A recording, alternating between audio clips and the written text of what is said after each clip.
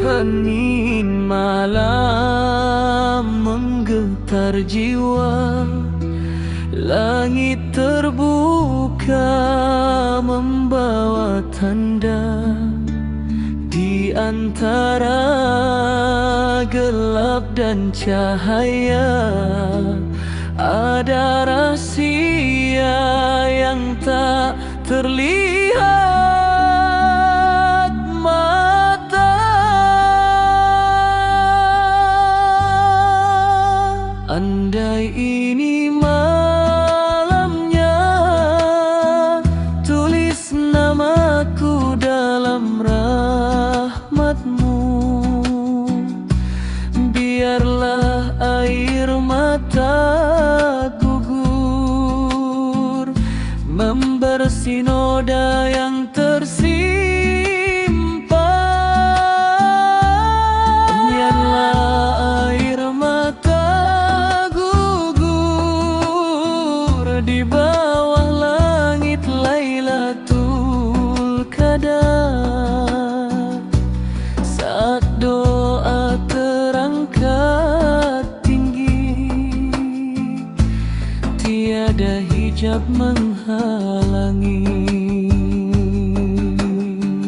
Allahumma innaka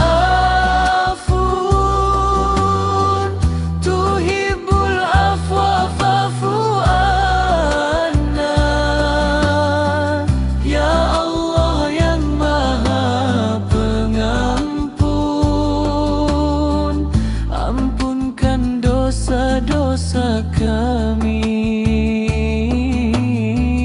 Ya Allah yang Maha Pengasih, terimalah taubat kami.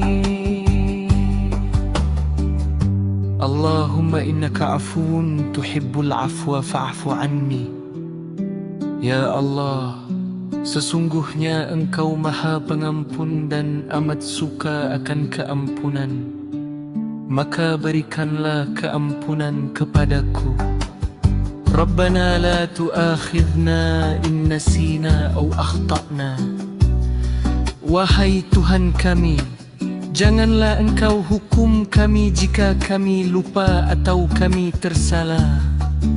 Ya Allahumma inni as'aluka rizqan tayyiban wa ilman nafi'an wa amalan mutaqabbala.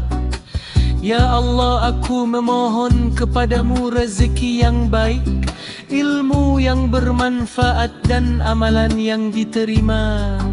Ya Allah, Rabbi ja'alni muqimas salati wa min dhurriyyati Rabbana wa taqabbal du'ai. Ya Tuhanku, jadikanlah aku dan keturunanku orang-orang yang mendirikan salat, dan terimalah doa kami. Allahumma innaka afuun tuhibbul afwa fa'fu anna. Ampunkan kami, rahmati kami.